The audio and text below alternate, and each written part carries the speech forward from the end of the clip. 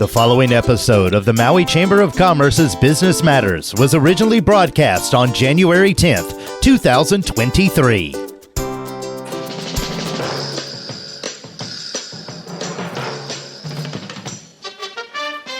It's time now for Business Matters with your host, Pam Tumpap. Good morning, Pam.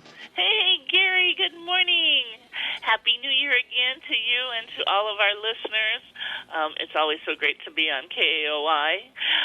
Want to thank our sponsor, Mokulele Airlines, and also Business Matters is a program of the Maui Chamber of Commerce, and we're excited to continue the program again in 2023. This is going to be a fun and fast morning this morning as we talk with Representative Troy Hoshimoto about his top priorities this legislative session and about attainable housing. We're also going to speak with Chancellor Hokoana of the University of Hawai'i Maui College about the spring semester and their plans for this year, and learn about an amazing local artist who is rapidly gaining recognition for her stunning works of art. But first, it's my great pleasure to have and introduce Representative Troy Hoshimoto, who was born on Maui. You might know his family and the phenomenal persimmon farm they have up country. He is deeply rooted in our community as a fifth-generation Maui boy. He was appointed by Governor Ige in 2018 to fill a vacant seat, which was Joe Suki's seat, and has been reelected to be the representative for House District 10 ever since. Good morning, Troy. Thank you so much for joining us on the show. Good morning, Pam, and thanks for having me. It's a great new year, huh? It is. Such exciting possibilities and opportunities. I think, while there's a lot going on in the world these days that carried over from 2022, I think people are ready to be moving forward, and I see a lot of energy behind new initiatives and things, just really ready to roll our sleeves up and problem solve. Yeah, there's a lot of things that we continually need to tackle. I think, although we have to go to Oahu to legislate, we keep a very, very close focus on what is going on Maui and how to better our specific community while looking at the statewide lens. It's going to be a very interesting year because there is actually going to be 18 new House members out of our 51-member body. Yeah. I think we are fortunate to chair the Housing Committee, which is, I think, the top issue within our community right now, statewide. And so we'll have our work cut out for us as we take a look at all of those components of what it'll take to write that topic. But, I'm glad that you're going to bring on Chancellor Hokoana because I think one of the biggest local topics that I'm really looking at this year is workforce development. I know that is something that the Chamber is focusing on. I know it's impacting many of your members, but I think our biggest partner on Maui is Maui College, and I think we're really looking at their nursing program and how do we expand their nursing program to essentially have more CNAs become LPNs so that we can have people working at our hospitals, our long-term care facilities, in our care homes. I think that is a very, very big topic because at this moment, I just had a meeting with the hospital, and they're saying that they have a tremendous amount of traveling nurses because of our nursing shortage. So I think we need to somehow figure that issue out for our local community. It expands into the doctor world as well, but I think we need to really focus on what we can get done this year, which is probably tackling the nursing issue, and we'll move on to that doctor issue, because that doctor issue we've been working on for years, but I think we need to make progress on both ends. So that's the first step. I think we have a lot more workforce development issues, but I think that is at least something that we can sink our teeth into this coming session. It's really an important issue. I mean, we see it across we've been, locally challenged with this for a very long time. Of course, you see the challenges across the nation, new hospitals seeing workers on strike saying they're just overwhelmed. And, I'm also hearing, we knew that in Maui County we also had an aging population. And so a lot of the people I know in the business community are saying they're really struggling to find home health care workers for their aging parents, that they're unable, they're struggling to take care of while they're trying to run their businesses. So and of course that ties into housing as well, because we want to keep grow our own nurses, and we need housing for them as well. So, yeah, you've got a lot on your plate. Absolutely. And I think, with workforce, that is sometimes the biggest challenge, because when you take a look at where does most people's paycheck go towards, it's usually housing costs. So if we can incrementally bring down the cost of housing, it will help our workforce. It will help them put more money into their pockets so that they can spend it on other things. It'll incentivize people coming to, staying here and coming here to work in those fields, because with that, their salary, they can still afford to live on Maui. I think when you take a look at our inflows and outflows of population, we're mostly having outflows of those who are born and raised here, which always breaks my heart, because I think when you ask them what's the reality, and it's just too expensive. So if you're right, if we can fix this housing issue a little bit, it'll tremendously trickle down to that workforce. So it definitely goes hand in hand.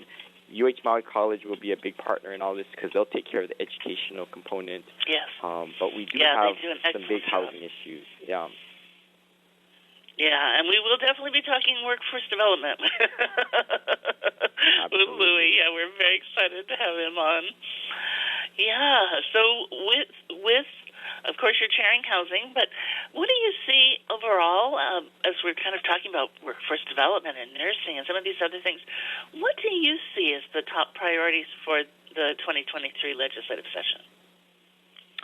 Yeah, I think it's really going to be trying to figure out that workforce. It's going to be issues like tourism management actually is going to be another one that I feel like is going to be a huge issue. I think if you read in the papers, you're going to read about Hawaii Tourism Authority and their woes with trying to secure a contract with their contractors. So I think there is going to be big reform in that area, because I think now that tourism is back from COVID, I think local residents are more concerned than ever on how we manage all of these tourists coming to Hawaii.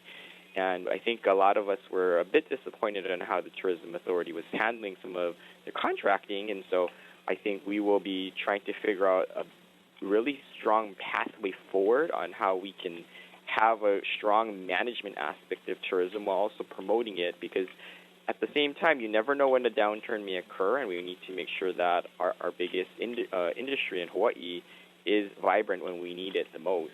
And it's those tough times when it's I do want to say that with the DMAP process and from some of the work that's being done, I was at the HTA conference in November, and it was a phenomenal conference. And they were talking about some of, the tourism promotion, and a lot of the people who were participating in the destination management action plans spoke out very highly of that work. And one of the things that comes as we're looking to revamp the industry and educate our visitors and help them understand more about our culture and be more sensitive. It also takes the money to do that kind of work and make this big transition. So, yeah, we'll be very interested to watch that and see how that's, we understand there was disappointment in what was being done. And so, wanting to make sure, though, that there is the funds to do it and get it done right as we make this big pivot. Absolutely. And I think everything costs money, and I think if you want to do something, do it well, it's going to take resources and people. And you want to get the right people, and I think that all needs to fall into place. And I think we have the semblance of a good plan coming together, but I think just the apparatus needs to really be focused on the changing ways of how things need to happen. And I think that was a little bit of if you don't change and adapt, I think over time you're not going to be relevant. And I think HTA kind of was pretty stagnant, and I think this is a good time for us to rethink and revamp. And I think it's not necessarily a bad thing. I think hopefully in the end it'll come out stronger, and it'll serve our residents a little better. Yes. I'll tell you, over 20-plus years ago when I was working in high tech at the Research and Technology Park for MEDB, they used to say if you weren't adapting and changing every 6 months in the tech world, you were a dinosaur and you're going to die. Now, that was over 20 years ago. Absolutely. So, it's critical with changing technology and, as you talk about, new methods and mechanisms to promote our message. to make sure that we're always staying very relevant with new ways of operating and educating and keeping our message top of mind and revamping that message. Mm-hmm. Mm-hmm. Yeah. So let's talk a little bit about housing. Mm-hmm. Now we are thrilled to have you be the chair of the Housing Committee, and so glad to, that's a problem critical to Maui County, critical to our state, and I know you, as a leader, you're always looking at proactive solutions. Tell us a little bit about what you think might be possible this year, or what are some of the key things that you want to start tackling first? Yeah, it's one of the biggest issues. I think over the the last cycle of campaigning, everyone was talking about it, especially our newly elected governor, Josh Green, and so I think he's brought it to a new level of being of concern of the people. And I think for years it's been a concern. You take a look at news articles, and it's been a concern since the 70s, and it's been lingering ever since. But I think the past administration, it was semi an issue, but I think Governor Green has brought it to a whole new level, which I think is important. I think at least if there's the support in the governor's office, I think he'll try and keep it top of mind for the legislature as well. And so I think there is so many ways that we can tackle it, and it becomes actually overwhelming on the things that need to be done. But I think really what a lot of folks want to see, and I think this is a very important thing when you take a look at policies, is the policy only works if more housing gets built. And that's going to be my philosophy. It has been my philosophy as we take a look at things that we can fix. And so I think my sense is there's some of my colleagues who think they know better because they think in theory this should work. But the reality is that at some point, and this is actually for any piece of legislation, at some point, someone is going to have to implement it. And so if in the implementation phase it's too difficult, it's too confusing, it doesn't work, then actually your policy making, even though it sounds really good, has actually failed. So I think we've been spending a lot of time. I actually served as the vice chair of housing, so at least I have had some time to work on issues. But I think our first task is really to try and pass some of our regulatory reform for housing, and it's nothing very, very exciting, but it's critically important in trying to move the issue of housing forward. And so it's things like taking a look at the entire process of what it takes to do permitting. And thankfully, Maui County is not as bad as the city and county of Honolulu. They've actually had to make some pretty big reforms, right? If you read in the news, people are sitting on permits for about a year plus. They've had some corruption scandals there. Luckily, let's knock on wood that hasn't hit Maui County, and hopefully it never will. But we need to take a look at it holistically statewide. But you got to break it down and understand. Okay, number one is the county and city personnel. For looking at the city, it's probably a city-specific issue because Maui, we have problems, but not at that level. Then number two, then you look at where does the permit go to get these approvals, and a lot of times it's getting stuck in places like the State Historic Preservation Division, which is a state agency, and it's sitting on their desk. If there's sand, or if your building's over 50 years, it's sitting in their office. So we're taking a look at reforms to the State Historic Preservation Division. Last year, we gave them a very good number of positions to staff up. Unfortunately, it hasn't been released from the governor, so we're waiting for him to release those positions. The next phase is to actually get them what we call a modernization program for them, where they can actually digitize most of their official documents. So when the permit goes to the county can make a better determination whether they need to send it to the State Historic Preservation Division or not. Because right now, the county is essentially sending all of it. When in doubt, send it, right? But a lot of projects may not need that, and it's sitting on someone's desk for no reason.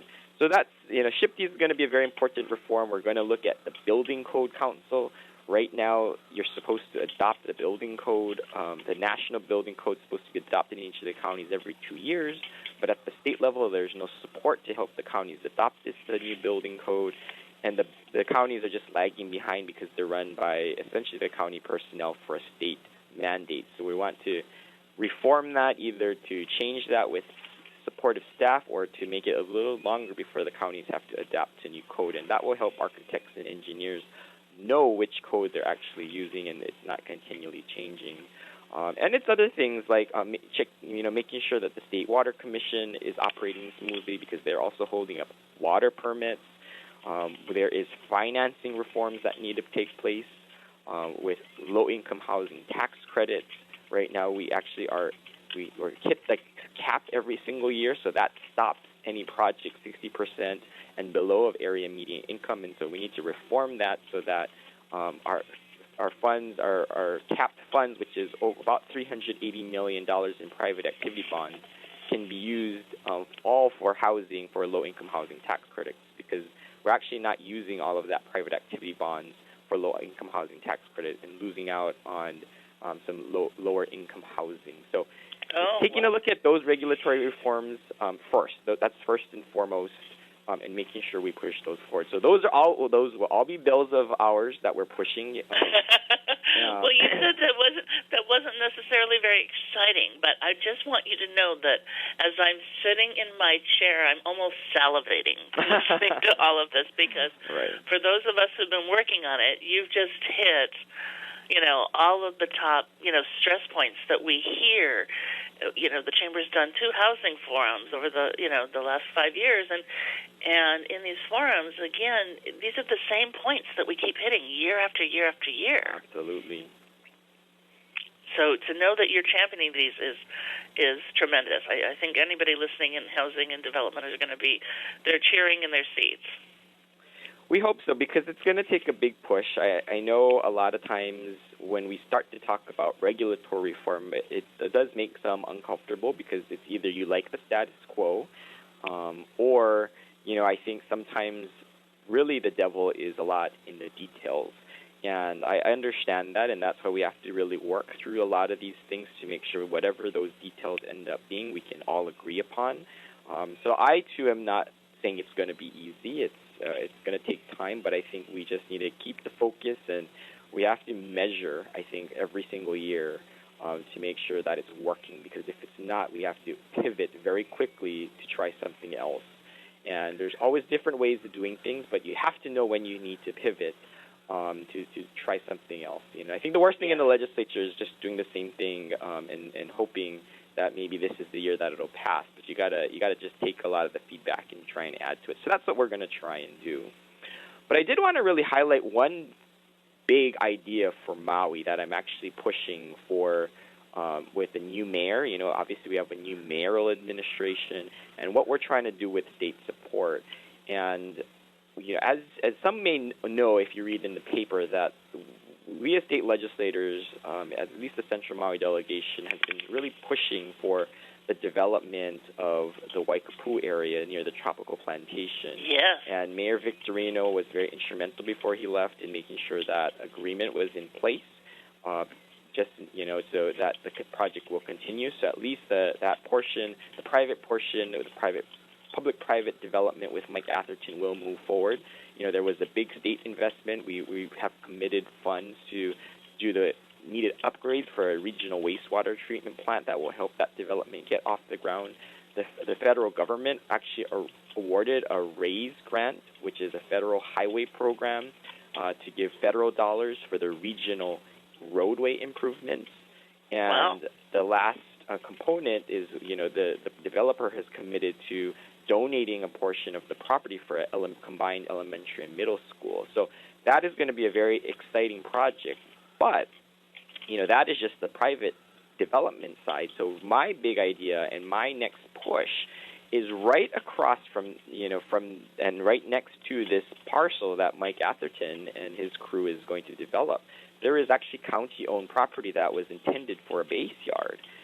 And my thought is we need to develop that into housing, because we just have invested a lot of regional infrastructure in that area. We're going to put a school there, and that is actually where the next phase of housing really needs to be.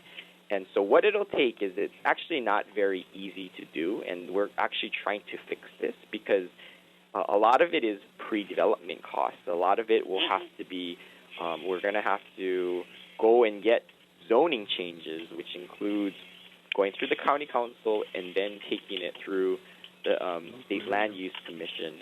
And so we need to fix both of those things to make it faster and to make sure that we can get that into a Gary, place. I'm sorry, Troy. Gary, we can hear you in the background. Oh, go ahead, Troy. I'm sorry. Yeah, no problem. And get that to a place where we can then start having private developers come in and start to develop on those 100 acres. And so it's not, the intention is the county needs to get that parcel to a place where outside developers can just come and build, right? And that's the new concept. Is why developers don't want to develop is because of the pre-development costs, and it takes so long. But if the county can get us there for that 100 acres, get it all entitled, and then have people start building, then I think that is the next wave of how we're going to do development and take risk out of some of the projects. And of course, once we do that, then the county will own that land, and we'll just do leases out. And this concept we're actually copying from the county of Kauai, which is doing a great program called Ola. So we're hoping for that. That's my big idea. We're going to push for that. If we can get the chamber to help with that, we would count on us. As you mentioned, right? There's a lot of regional investment there. Roadways and infrastructure are often big parts of the problem. So we're going to have a lot of that there, and it's right across the street. And again, we know that there's always these upfront costs, and we've said for years in conferences, if government can help pay for some of these upfront and infrastructure costs, then you pull that out of the housing costs. Absolutely. And then the developers can come in and do what they know how to do very efficiently and well. So I'm really excited by this. I'm glad that's your big push, and count on us to be a champion in this. And I'd love to, any way we can help.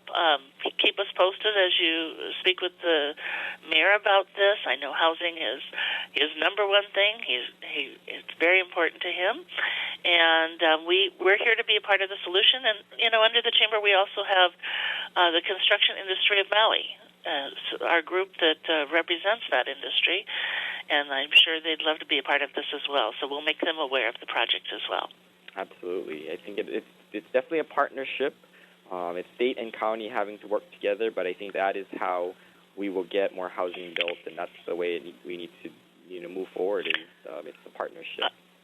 It's a phenomenal project. I'm really excited. Troy, thank you so much for joining us this morning. We'll invite you again during the session for updates, and please continue to share information with us as you have the session, because I know it's going to move fast and furiously, and we want to be ready and get stuff in on time to testify on those important bills. Thank you, Pam, for all of your work. Thank you. Have a great day. You too. Bye-bye. Thank you. Aloha. We're going to take a quick message from Mokulele Airlines and be right back. Mokulele Airlines operates the largest commuter airline hub in the country, right here in Kahului. Fly Mokulele from Kahului to Molokai, Lanai, Hana, Waimea, Kona, and now Hilo. Mokulele also operates the only flights between Kapalua and Honolulu. There is never a middle seat on Mokulele, and every seat has a window and aisle. Visit mokuleleairlines.com and take your next flight from the newly renovated Mokulele Terminal. Welcome back to Business Matters. Pam, I think we have Louie on the phone. Oh, fantastic. Aloha, Louie. Good morning, and how are you? I'm good. Happy New Year, Pam. How about you? Oh, I'm wonderful. Thank you. Happy New Year. Well, I want to give everybody a moment. I want to tell people a little bit about you. Louis Hokoana is the Chancellor of the University of Hawaii Maui College, and prior to his appointment in 2014, Dr. Hokoana served as Vice Chancellor for Student Affairs at the University of Hawaii, West Oahu. He was Associate Vice President for Student Affairs, University of Hawaii System, and Vice Chancellor of Student Affairs, Windward Community College. So you have such a breadth of university experience, and we have always been so proud to have you at University of Hawaii Maui College. So thank you so much for joining us this morning. Thanks for having me, Pam. It's our pleasure. Well, I know you're just about to start the spring semester. Can you tell us more about what people need to know about spring semester and what's going to be offered? Actually, we already started the spring semester. Yesterday was our first day. Oh, wow. Actually, the whole University of Hawaii system went back to school yesterday. It's always an exciting day, seeing the law students, walking them to classes, reminding them that 9 o'clock is when the small hand is on the 9 and the big hand is on the 12. But, okay, that's a little scary, but, with COVID times, we've forgotten. Okay. Exactly. So just that sense of excitement of the first day, the newness. So, so we're excited to welcome students back. Enrollment's a little bit down here at the college, as it is throughout the University of Hawaii system, actually, as it is nationally. So we continue to work on improving our enrollment and building our enrollment. It's not too late, so if anybody in your listening audience or in the chamber wants to take a class, they can still sign up this week. Go ahead. I'm sorry. Yep. They can still sign up today if they're till the end of the week, actually. We're still accepting applications. Oh, so, great. Yeah. So let's tell, just since we don't know who's listening, but we hope that a lot of people are listening who might be interested in, there's a lot of people who are making career changes and wanting to go back to school as well as a lot of our children. How can they apply? Tell them where they go, or what's the first thing to start, because they're probably going to want to catch up pretty quickly. Yeah, absolutely. So they can go online right now, actually, at maui.hawaii.edu, and there'll be a bar there that they can click on that says Apply Now, and they can submit an application. And also online, they'll see the telephone numbers to call. I'll give you that one of those numbers. It's 808-984-3286, and somebody who picks up that line can help them get enrolled quickly this semester, or they can also help them prepare for the next semester, whether it's for themselves or for someone else who maybe they have a child or something that's interested in school for the fall semester or even for the summer. Well, I love the flexibility, and I think it's awesome that even though it started, they still have time, because sometimes people are just, especially coming right after the holidays, maybe just a few days away, and thinking, "Oh, I missed it." So I'm really glad that you're on to share it. You didn't miss it. So check it out if you're thinking about if you're ready and you're ready to get started, or even if you're just considering it, call and learn more. Absolutely. It's the opportunities we take advantage of. So, you mentioned, and one of the things that came to me as you were talking about, again, what we're seeing on a national level. It's not unique to Maui, but seeing college attendance down. There's so many things. We were just talking a little bit about the visitor industry. And as we're sharing our messages, I think a key thing for us to look at working with the college as well is as we're reaching far and wide to share about the beauty of our islands, we could also be infusing messages about the beauty of our education here and how people can learn unique things with the inherent knowledge that we have here in Hawaii that's unique to our place. Yeah, absolutely. And, I love the work I do, and the reason why I love the work I do is because I get to serve this community, right? I'm part of this community, and we are vested. Maui College is vested in the needs of this community. And when we talk about enrollment, it's and I think you're seeing all of this in our local economy, and we're calling them the non-subscribers. So for some reason during COVID, people kind of maybe lost their job, and usually during those times they come for higher education, but we didn't see that bump, which is kind of interesting. So we're trying to understand that. So there's a population that we know that we need to continue to focus on. We know that almost 50% of all our high school graduates don't go to any form of training, so college throughout the United States. So those non-subscribers, we're trying to work on them, and even at the college. So it's really an exciting time because we're trying to reimagine what higher education looks like. So, higher education used to always be about traditional liberal arts degrees, associate's degrees, baccalaureate degrees, master's degrees. We're understanding from our people who are not subscribing to higher education that we need to look at maybe short-term certifications. We need to look at apprenticeship programs, the earn while they learn kinds of programs. And so we're trying to invest in those areas. The other thing that's changing in higher education, the landscape, is that we're finding our students want to go online, and it makes complete sense, right? Everybody's kind of working, they're busy with their families. So, the challenge for us is trying to reconfigure what we do here at Maui College. We built a campus for 4,000 students. Maybe we'll have only 2,000 on campus because most students want to take classes online. So we're working on that, and we're transitioning in that area. We got really good at it during the pandemic, and in areas where people said, no, we couldn't go online, we discovered we could go online because we had to go online, right? So, and we got to get better. There's a little bit gap with success on online courses versus face-to-face courses. So we're taking a look at that, and we're going to get better at it as the semester goes on and as the technology changes. Well, I think that's really exciting. COVID changed a lot. At the state legislature, we can now testify over Zoom, where before we had to be in person, and thankfully they're continuing that. So it's wonderful to know that the college is re-envisioning this because, and then what can be done in those spaces that, the college is such a gorgeous campus. So then what can be done in some of those other spaces? Absolutely. But, I do think, again, also from a workforce standpoint, I talk to a lot of people, and I'm saying a lot of their workers are saying, well, they want a different position. So they do we keep hearing that they do want some additional education, but you're right, they want to balance that with making an income. And they want to balance that with their learning and look at different ways to get that learning. So I think the online movement is tremendous. And I know you folks are also looking at doing some things in the trades. And I know our construction industry of Maui group is very excited to look at ways in which they can help out. Yes, and we started back. So we have the majority of the apprenticeship programs here on campus: the carpenters, electricians, the masons, the painters.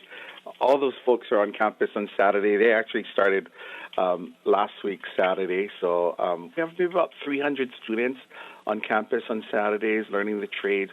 It's an excellent model. It's the learn while you earn model, where students are actually working and they're learning on the job, and then they come on Saturdays for a certain amount of hours to learn different kinds of specialized kind of skill sets from their fellow union members, actually. So that's a tradition that I think, a traditional way of learning that we might want to expand on, right? So, and we want to make sure to offer that to our high school students because traditionally I think high school students don't see the trades as a natural progression. So we're reaching out to our high schools to making sure they understand that, hey, this is a viable option. And for us, the important thing about training is the living wage, and there are definitely absolutely all the jobs in the apprenticeship area, in the trades area, are living wages. So that's good for them, that's good for their families, and that's good for this community. So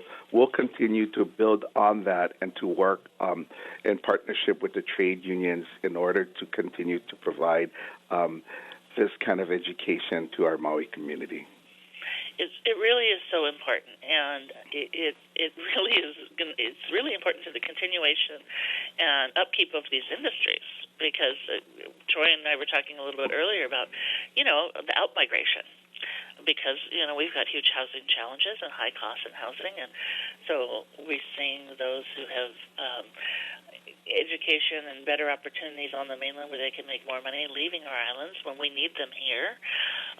I know you've got a great mechanics program, too, and I keep hearing so many businesses talk about the desperate need for more mechanics.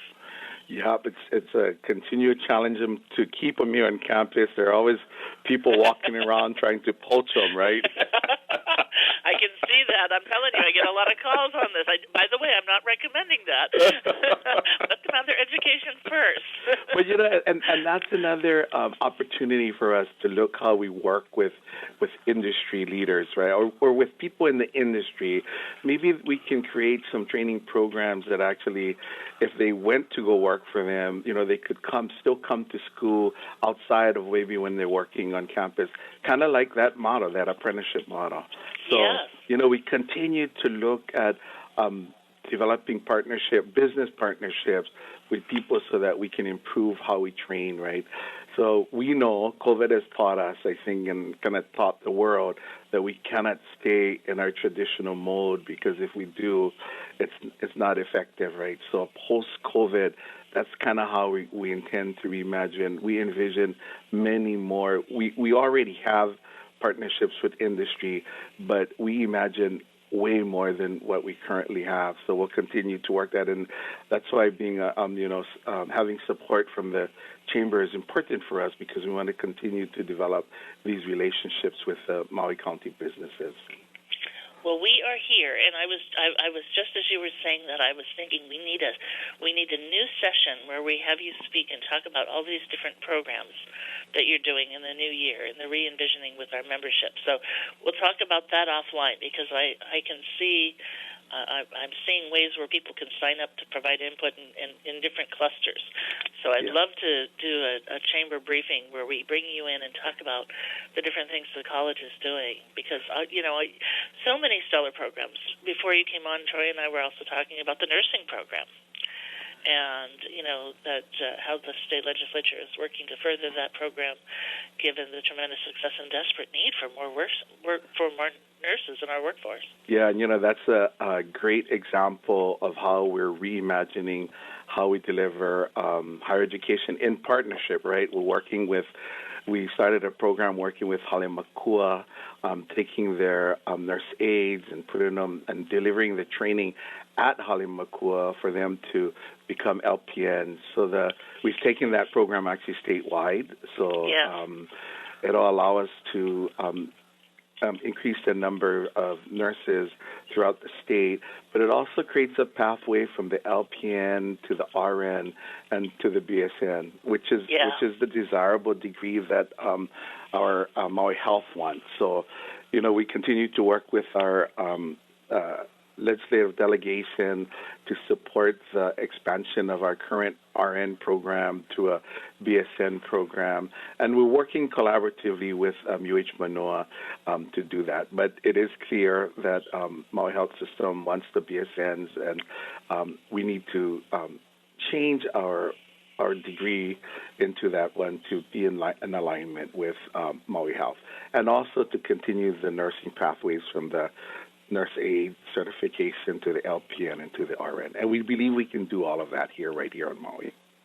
Yes, we can, and I think it's tremendous work. As bills go through the session, for those who don't know, legislative session is starting next week, so we're gearing up for that. But Louise, you have bills that come through. Please reach out to us so you can alert us on how we can support the movement. Yes, absolutely. On measures that are impacting the college and some of the, not just the nursing program, but, all of these programs in workforce development and development of the trades and the things you're looking at. And, overall university funding. We try and track a lot of that, but if there's things in particular, please call our attention to that. Absolutely. Yeah. We're so excited about that Hoshimoto and the statewide pathway, and that we're taking something and I love that about the university system, though, taking examples that are homegrown in local communities, but spreading them throughout the university system so that they benefit our state as we all work together to solve these challenges. What are some of the things that you would like the public to know about Maui College that you don't think they know about the college? Yeah, and we've been talking about our traditional training programs, our apprenticeship programs, nursing, the auto mechanic programs. Post-COVID, and part of reimagining higher education for Maui Nui is also looking at how do we create or diversify this economy. And if that was easy, right, and this very well, Pam, we would have done it 100 years ago, right? Right. So one of our forays into that has been the Maui Food Innovation Center. And I know you were talking to Representative Hoshimoto previously, and with his support and Kyle's support, we're able to build a $7 million food innovation facility. We just accepted the facility, meaning that it's ready for occupying, so we will start using the centers. It's really, what's the word I want to use? It has all this high-tech equipment in there to add value to our agriculture products. So we're going to start a cohort again, a cohort of food entrepreneurs who may have already a product, so that they could bring their product, they can use the equipment in the Food Innovation Center in order to maybe develop a concept that can be scaled to size. And we want to kind of develop an industry that will allow relationships with the agriculture people, so taking a product, adding value to it, and producing a product that can be sold maybe here, not only here in Maui, but outside in the state and maybe nationally. So we're putting together all the support to do that, the things that we already have in campus, right, the marketing support, the kinds of entrepreneurship training. So this is also where we're trying to bring in some angel investors to look at these products that our students will be allowed to pitch to these angel investors to see if they would add some capital so that they can develop their businesses. But this is just one example of how the college is trying to assist in diversifying the Maui economy, and we're really excited about some of the things that are actually coming out of this program. Well, you've done a phenomenal job already, and the expansion is tremendous and super exciting.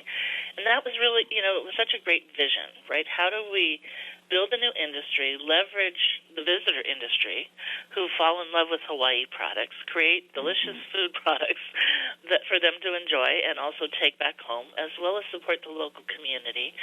And many of the students who've gone through the college program, of course, participate in the annual Made in Maui County Festival. And I also want to talk to you separately, too, because as you're building, and I'm so glad that you're pairing this with venture capitalists, you're preparing them on the business plan and the marketing side, and then helping them connect with venture capitalists.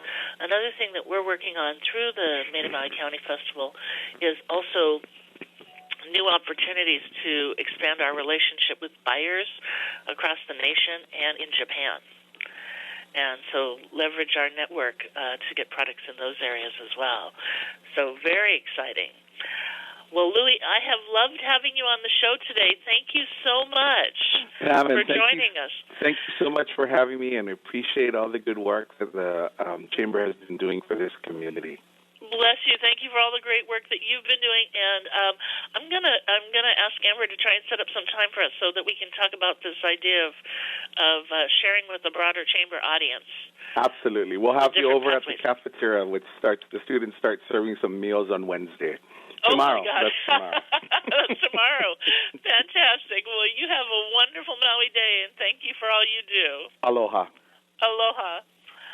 Oh, so great to hear all the things happening at UHMC. We are very blessed to have Chancellor Hokoana there and the great programs that they're doing.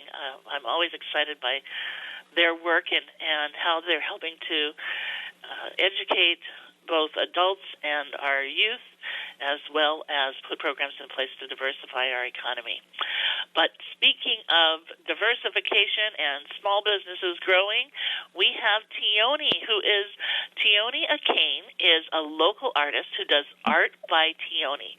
She was born and raised on Maui, and her brand, Art by Tioni, showcases her original artwork and paintings, as well as prints, totes, shirts, cards, and more. Aloha, Tioni. How are you? Aloha. Good morning. Hi, Pam. Hi. Good morning. So glad to have you on the show. Tell us a little bit about your business. Thank you so much. Well, thank you for having me. I'm so excited to share my business with everyone. Art by Tioni is my small art business that I recently decided to start.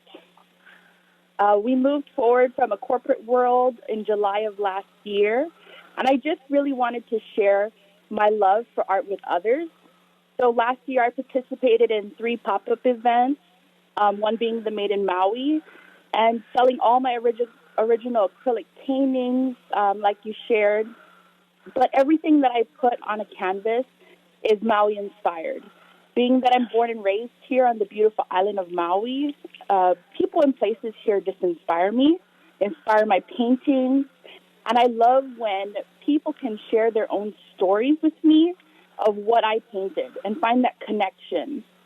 I really love vibrant colors too. Yeah. So typically everything that I paint, all my paintings have bright, positive colors, and I love art so much that every single piece that I paint has a hidden heart in it. So it's like a little game for everyone. I love that too, and I just want to say, and I know you know this from the first time I saw your art, it's the bright color. You can feel the joy in the painting. Yes. You feel the joy, and the love is there, as you point out as well. Mm-hmm. And when I paint something, it doesn't typically take me so long to paint it because I just love the process. I love to share it with people. I also post videos of myself painting in the process. Of course, it's sped up, but I just love it. I listen to music and all the bright colors I'm drawn to, and I love the process. You are a very prolific artist. I've worked with many different artists over the years, and you are a very prolific artist with phenomenal paintings in a diverse array. I know that you got inspired by a golf course and went down and painted the golf course, Mm-hmm. and it was stunning. Yep. And now you're also doing what many are doing, which it was a few years back, it wasn't really being done, but I'm so glad coming out of the gate that you're already recognizing that people enjoy art in different ways these days. And you're doing not only your originals, but you're doing prints and totes and shirts and cards. Tell us how people were reacting to that when you participated at the Made in Maui County Festival. So the Made in Maui was my first real pop-up event I had done. Again, I'm coming, from just starting in July, but a lot of preparation. I was, talking with Amber and yourself to really get me set up for this, and the reaction that I got from the community was amazing. Everyone looked at my art, was able to connect to it. Even the banner, I handmade the banner and painted it myself, and it was really, really big, but eye-catching, and people were drawn to that. Listening to, the team that I had there and sharing my stories of what each painting meant to me and finding that connection with people. But people were drawn to it. They loved the energy from the tent. Everything was organized.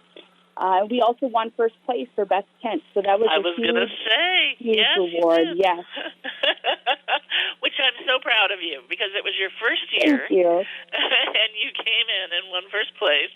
Unfortunately I had COVID. I was so sorry to miss it, but I was getting daily reviews of how things were going and heard that you had won first place that afternoon, and I was so proud of the work that you'd done to do that, and later got to see the great pictures. But don't you just love when you're out in person and you get to get that one-on-one feedback from your customers and to know the joy that they receive from your beautiful works of art and your paintings?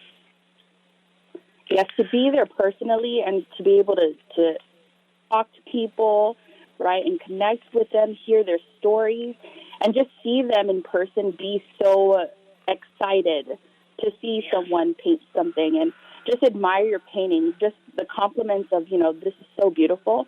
It's really, really satisfying and just the best reward as an artist. Well, and your Uncle Gary, that would be Uncle Gary, who's the technician for this show and helps produce this show and does an amazing job. he showed me one of your videos of you doing a painting, and I'm like, holy cow, that's amazing. Of course, it is ramped up a little bit, but where can people, I want to tell everybody where they can find your art and where they can find these fun videos to watch you paint, because that was exciting to watch. And I think the segment was maybe only 3 or 5 minutes. I'm not sure what it was, but it went very quickly, and it was like, boom. And I said, surely she didn't paint that quick. And he said, no, but I mean, you're very prolific, as you mentioned. Thank you so much. Yes, so listeners can definitely find my products as well as my videos on Instagram. I have my social media set up, and it's art_by Tioni, Tioni. As far as my products as well, I have a website set up, artbytioni.com, and it really just gives viewers, read about myself, where I've came from, my background, and a gallery of all my available original paintings, too. Yeah, I really encourage everybody to look. Art is very subjective, but also I want to share that in addition to a lot of the artwork that I saw that was beautiful, vibrant colors and filled with love and joy, and it just makes you smile. I mean, it's hard to explain. You're going to have to look for yourself. But also, I saw sketches that you did. You did portraits, and you also do other types of art. That it seems like that's where you started a little bit, doing some sketches, and I saw pictures of family members that were amazing.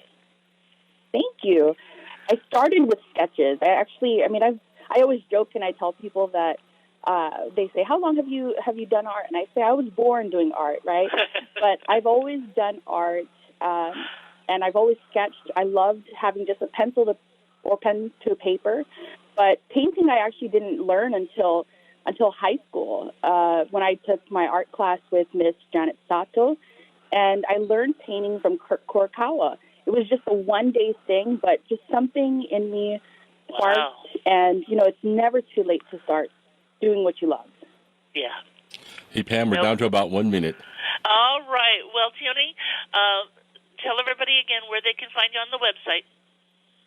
So on my website, artbytioni.com. Thank you so much for joining and sharing with us. I hope all of our listeners, thank you. Have a great day. I hope all of our listeners enjoyed Business Matters today, sponsored by Mokulele Airlines.